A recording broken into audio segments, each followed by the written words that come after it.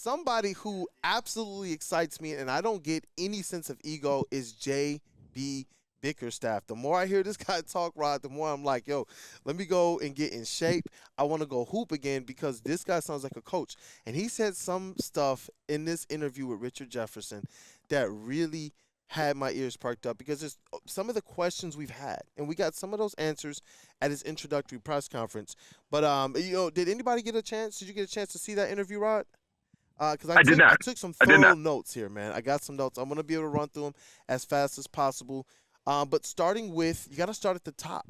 His decision for wanting to be here, and whose front office this was, man, and that to me, it was like music to my ears.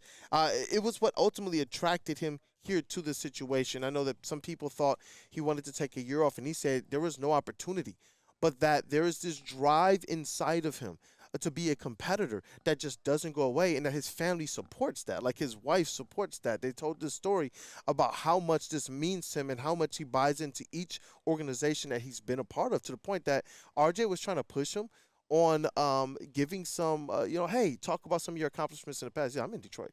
Yeah. But you've done. He's like, look, bro, I'm literally in Detroit. That was somewhere else. I don't even want to mention it. And he pushed him, and he eventually talked about some of these things because it showed the foundation of who J.B. Bickerstaff has been as a coach, at least recently. Started with the Cleveland Cavaliers, 19 games, young team, influx. Some people thought their roster was probably a mismatch, and we know just the leaps and bounds that they took and the growth that they got, that they made in his tenure there. And now he's here with the Detroit Pistons. I just wanted your quick takeaways, just because I know you've gotten some opportunity to speak with J.B. Bickerstaff as well, Rod, just on J.B. Bickerstaff. Yeah, I think he's a seasoned enough coach, and in the previous iterations, we were talking about, well, maybe they were getting an assistant coach that would get a good chance here. This is a roster that you need a guy who has some experience in putting together these kinds of rebuilds. And not to say the assistants didn't, but we've seen it with JB, and we know what he can bring and the expertise with that. But it's just, I want somebody who's managed a roster, who's been through some of this stuff. Cleveland is a good example of that, who's worked with a young big, like an Evan Mobley, that can pair that together, and a playmaker now with Cade Cunningham, you can piece all that stuff together, and it's not theoretical.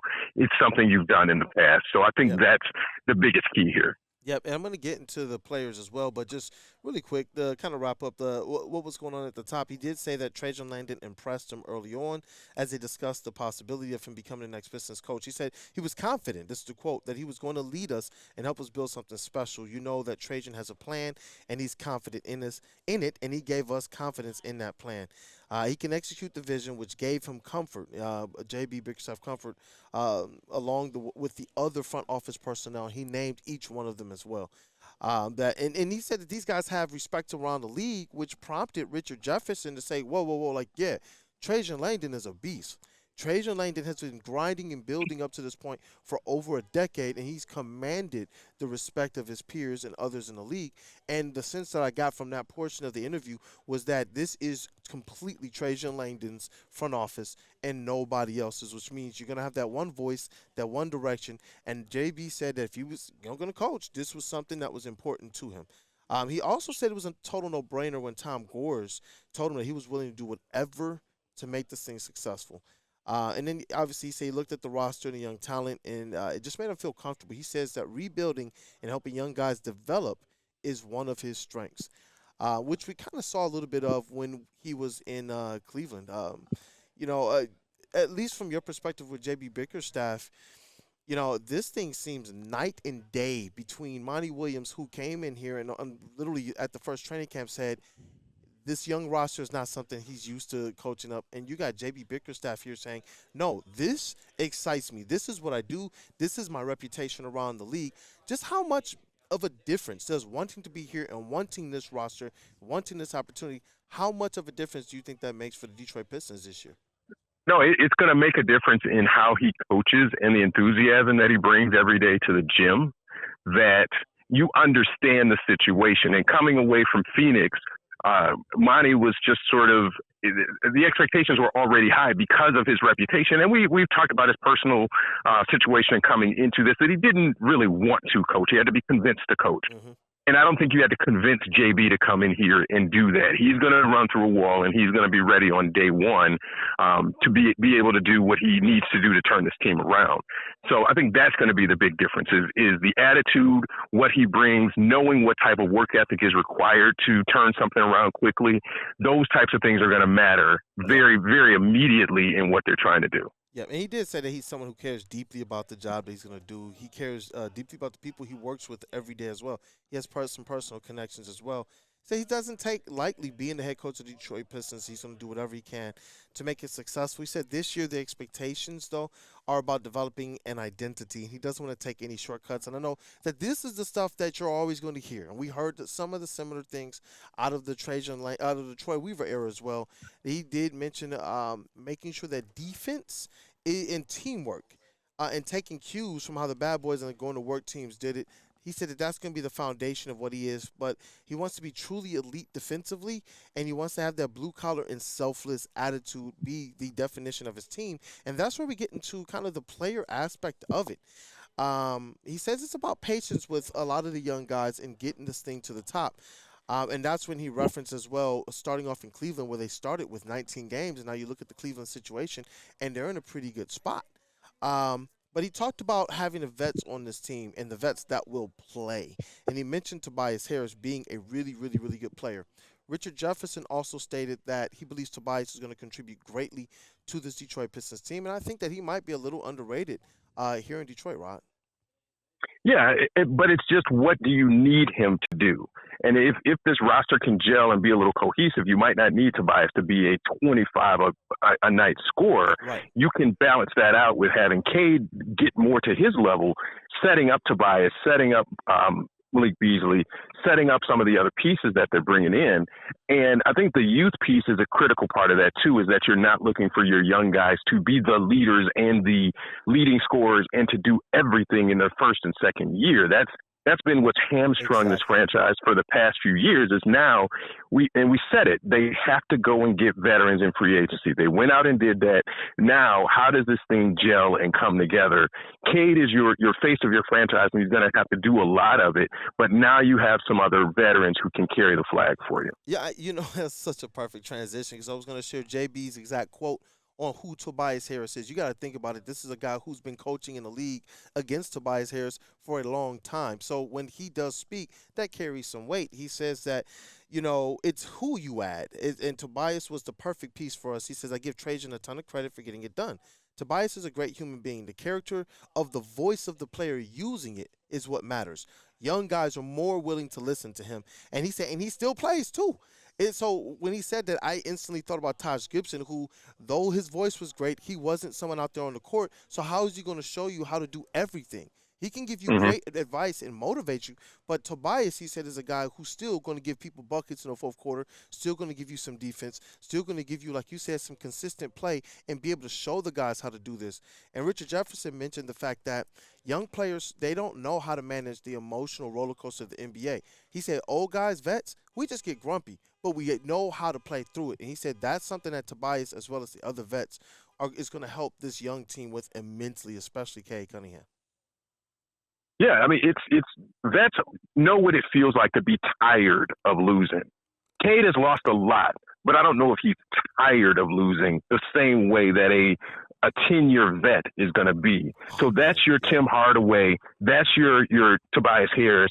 Those guys understand what it is year to year that you get in the playoffs and what it takes to get in the playoffs, but the work ethic that you have to have every day when you go in the gym and the personality. I think Tobias is going to be very, very good for Cade, because they're similar in a lot of ways in their humility and the way that they go about stuff and their hunger to win.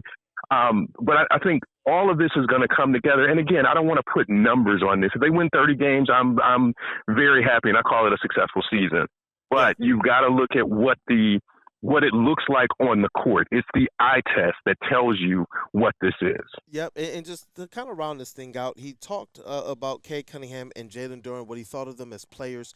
He did say that he believes both of those guys have superstar potential, but ultimately he wants to get the team to kind of that star status that the Going to Work Pistons as a team achieved, though nobody would call them individually superstars. And it was interesting because Richard Jefferson and JB Bickerstaff instantly looked at each other and were like, but there were some superstars. There were some stars. Like, it's cool to see that the guys in the league knew what that Going to Work Pistons team was. But on Cade Cunningham, real quick, he said Cade's size and ability to get to a spot and never get sped up and be even killed through the situations is something that makes him a good leader. He said he's the guy you can tell his teammates just want to be around because he has the ability to make them better.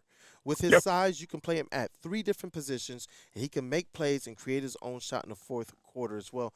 That playing at 3 different positions and being that connector, Rod, that makes my ears perk up a little bit. Yeah, because it tells you that what his rep is around the league, because a lot of people haven't seen him a lot or played against him a lot. But JB knows, and everybody knows what Cade's, and as much as people want to criticize Cade for not being able to do whatever, you got to look at the injury history, and you got to look at what he's done in college and what his resume is. Like, this is what this dude does. So if you're looking at critical fourth quarter possessions, you don't automatically have to go to Tobias because you don't have any other option. You know Cade is your guy, and he can get the job done there. So I think this is all a good read and a good understanding of what your roster is, and that's what you want to hear from a coach, is understanding what your guys' strengths are and how you're going to utilize those. Bro, like, think about it. You talking about Cade Cunningham in the fourth quarter, pick and rolls with Jalen Duren. You got Tobias on one wing. You got Fontecchio on another wing. That sounds a lot better than what they've had in the past. And you know that those guys have a great opportunity to actually be there in the court rather than being hobbled. Like, we knew Bojan was going to be a flamethrower. We knew Alec Burks was going to be a flamethrower, but were they going to play?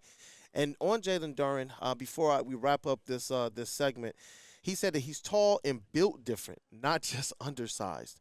And my mind instantly went to Isaiah Stewart. I know that he probably did not mean to make that assertion, but I do like the fact that JB Bickerstaff wants his big men to be taller, to have the size. It's the thing that I believe keeps Isaiah Stewart, for me, from being a surefire, bona fide starter, though I love everything else he brings to the table. But furthermore, with Jalen Duren, he says that there's a whole lot more there. He's really ball skilled, and we don't see a lot of it. We haven't seen a lot of it in the past. Now, you know that when we're at the practices, we see Jalen Duren working on those ball skills, handling, dribbling, and doing some pretty cool things as it relates to being the versatile player that they mentioned he could be on draft night.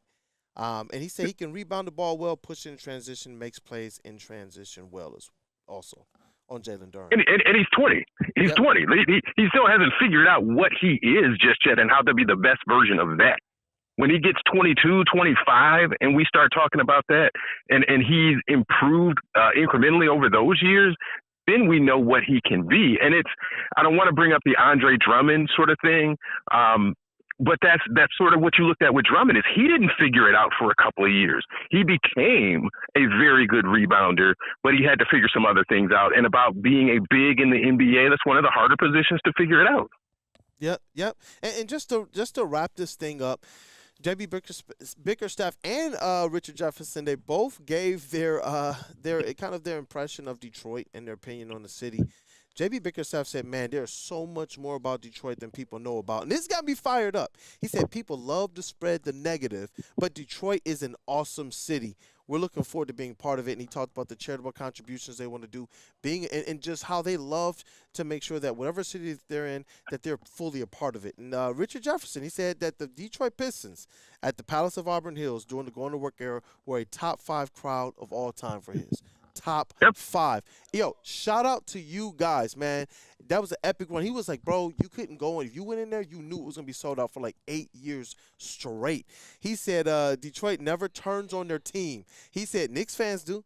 Philly fans do. He said, I know it's a tough stretch, but he was like, man, Piston fans. He said they're always in there supporting their team. And I'm like, but you guys are not that good. But you know what? Hey, it's the heart of Detroit. I see you back there, Stick. He said it always stuck with me that Detroit and their fan base, they care. They really care deeply about their team. He said their love for the Pistons, it's intense. Richard Jefferson. He said, but I played them in the heat of the battle. He was on the Nets. He was like, I played them in the heat of the battle, bro. And so he was like, look, those guys, it stuck with me forever. He also talked about Anson's story too. But Rod, any last words on that? No. I think that's why there's a Pistons podcast, because it is the fan base and their energy about the Pistons. And when they're not good, we know they're not good. We're not trying to pump them up and make them be something that they're not. We all recognize that. But my slant has always been, let's figure out what they need to do in order to get better. And you mentioned Tom Gores earlier and what that is. He does everything that you want him to do as an owner. Is it the right thing? No, but you're going to make mistakes and stuff that you do. Sometimes, even as an owner. Does Jerry Jones have it figured out? Did Mark Cuban have it figured out? No, they don't. So even the people that they say the Pistons should be like or sell the team to this person, it's not necessarily going to be that. Gores does what he needs to do. They have the facilities. The coaches know it when they come in. The front office people have said it in every single introductory press conference that they have that support and they understand that. So fans, it's going to take some time, but we're all looking to try to get this right. That's well stated and well said, man. You know what? We're going to get into more of Jalen Duren, his breakdown next week. I am going to be able to talk to Ron Holland today at the Pistons Academy event. And hopefully when we talk to JB Bickerstaff, we get more insight on these young players. Like, I'm very curious on Jaden Ivey, the potential fit, as well as Asar Thompson. I am really, really curious. But, Rod, as always, thank you for your time, brother, giving us your look on the Detroit sports scene in general, as well as the Woodward Pistons podcast. I appreciate you, brother. Yeah, and it's Beat Writer Christmas tomorrow. NBA schedule release tomorrow. Hey, okay. Thank you, Rod. Yep, Thank thanks, you, Rod. All right. Thank you. Thanks, guys. All right, bye.